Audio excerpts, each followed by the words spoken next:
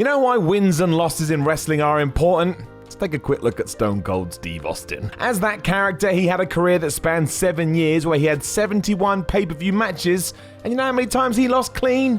8. That's right. 8 times. Now we could all throw our toys at the pram and say it's atrocious, but look what it did for the rattlesnake. Look at the legacy he left. Look at how massive it was when he did lose. That's what we miss nowadays, that investment in what victories and failures actually mean.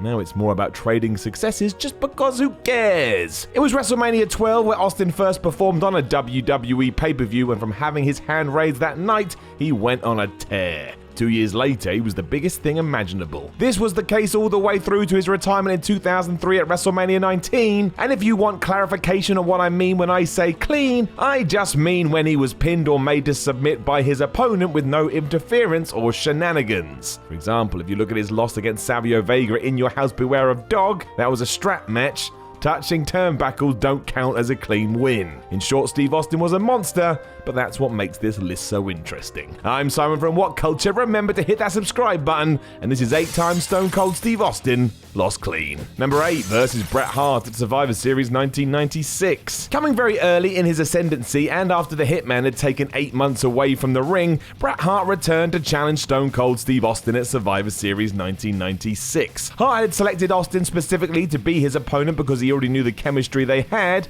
It really is an overlooked gem. As good as the Mania 13 clash is, this was good in its own way. Go and watch it on the WWE Network, if only to see the bionic redneck prove he belonged in the main event scene. Don't let history trick you either. Despite cutting that infamous 316 promo a few months prior, Austin wasn't the megastar he would become. People love to pretend he said those fateful words and that was that, but it's not true. It was a slow burn, with bouts such as this proving what he could do. Writing was on the wall. In the time Bret had been absent too, Stone Cold had risen from nothing to top-level heel. It was only 2 months later where he won his first of 3 Royal Rumbles, and 4 weeks after that he headlined the Final 4 pay-per-view. So even though Hart would surprise Austin on this night by reversing his sleeper into a pin for the quick 3 count, every fan worth their salt knew what was happening. A change was coming, and it had no hair. Number 7 versus Bret Hart at WrestleMania 13. We mentioned this just a second ago, and now it's time to focus on it properly. First and foremost, never forget that the build to this show was an absolute mess. The planned main event of Hart versus Shawn Michaels was scrapped after HBK suffered an apparent knee injury, so as WWE scrambled to fix it, they came up with this. Bret Hart versus Austin in a submission match, even though Steve didn't have any submissions.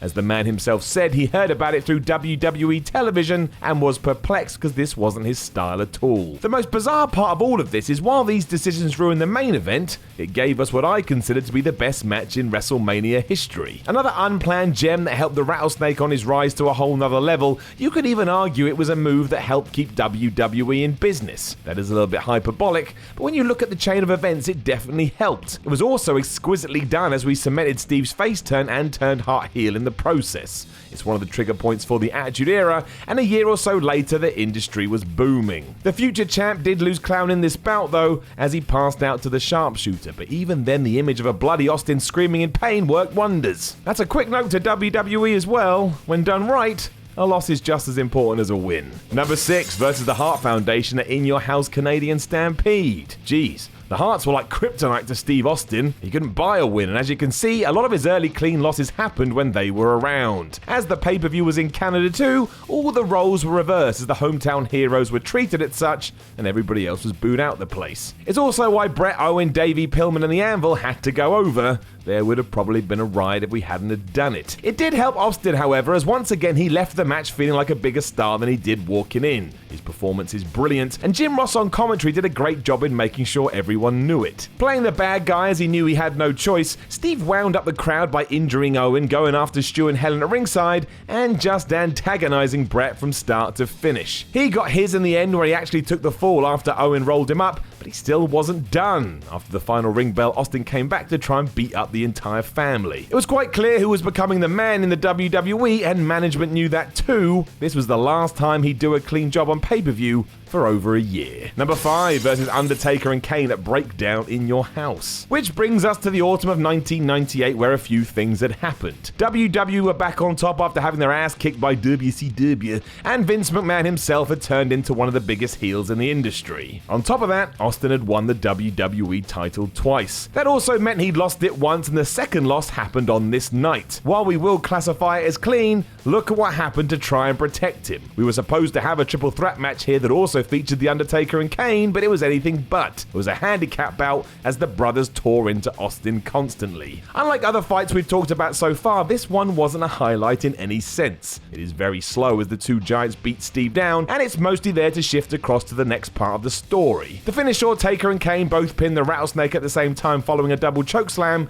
which once more underlines how much WWE wanted to keep the character alive and well. That carried on too, by ensuring Austin didn't lose clean for another 11 months. Number 4 versus Mankind and Triple H at SummerSlam 99. Right, this one is odd. For a long time, the planned main event for this show was good guy champion Austin against asshole Triple H, who had found his way into the main event scene. There was a big discussion as to whether he was ready, but that's 20 years ago, so I'm not gonna start having that debate again. Make no mistake either, because the game was meant to win this match. It just so happens to be conflicting reports as to what happened. Some claim Austin refused to lose to Triple H, although in Mick Foley's own book, he said a knee ligament issue meant Steve couldn't work a full singles match, so some help had to be drafted in. Whatever the reason, WWE decided Mankind was the man. They made the thing a three-way, and can you believe it? The Masked Man actually pinned Austin clean in the middle of the ring. To throw some gas on the conspiracy fire, Foley went on to lose to Triple H on the following night on Raw, which of course raised a lot of eyebrows. Does sound like a good way to get around an issue of one wrestler not wanting to get beaten by another,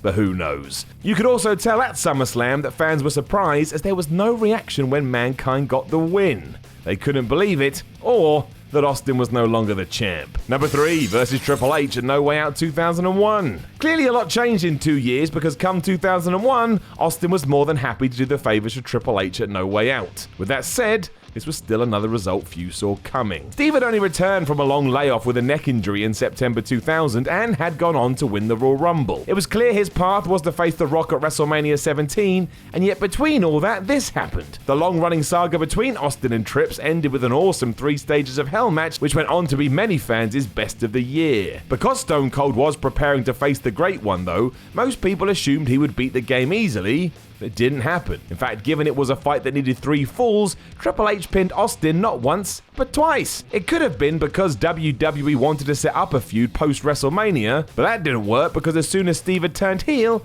he only went and teamed up with Triple H. And they say continuity issues are a modern day thing. It is fair to say the final fall has an asterisk next to it. After the two had smashed each other with weapons, they both passed out, and Triple H just so happened to fall on top of Austin for the win.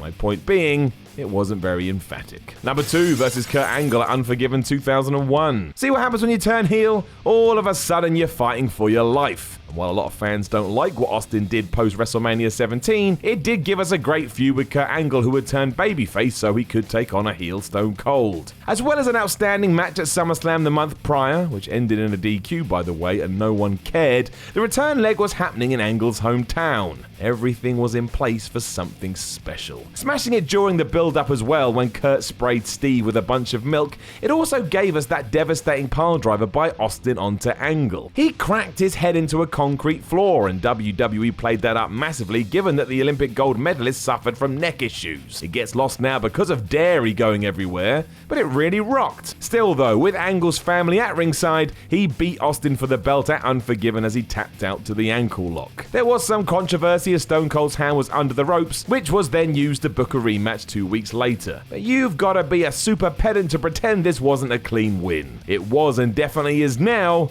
because I just included it in this list. Number 1 versus The Rock at WrestleMania 19. One of the most historic matches in WWE history, it also saw the end to an epic trilogy and signaled the end of Austin's career. That's a lot to take in, especially because Steve decided not to tell anybody that he was in fact retiring. He was just going to slip away into the distance. It was all the more shocking because he had only returned to the WWE recently after an 8-month absence after famously walking out of the company, which led everybody to believe he was in for another big run. Oddly, however, when it was announced that Austin Rock 3 would be happening at Mania 19, not everyone was happy. Even though the Great One had returned to his heel roots, a few crazy people thought this clash was past its relevance. Yeah, right. A few others claimed it was a way to give Rocky a win given that he had lost the prior 2 bouts, but really, it was just the way Austin wanted to go out. Ever since his neck problems had started 6 years earlier, he was on borrowed time, so when it finally caught up to him, there was only one guy he wanted to face. When that bell rang, however, only he, The Rock, Vince McMahon, and Jim Ross knew about it. As is the way, Austin put The Rock over in his last ever match, and when all was said and done, you could see the People's Champion say to his foe that he loved him, and it's quite the moment, especially as JR sung Steve's praises like he was the greatest thing in the world. Austin would officially announce his retirement on WWE.com a few days after the event, and can you believe it? He has never, ever come back. Know of any other times that Stone Cold Steve Austin lost clean? And you don't because there aren't any, but either way, let us know in the comments below, and don't forget to like, share, and subscribe. Then head over to WhatCulture.com and read yourself some articles, and follow WhatCulture on Twitter at WhatCultureWWE. My name is Simon from WhatCulture, and I will talk to you again soon.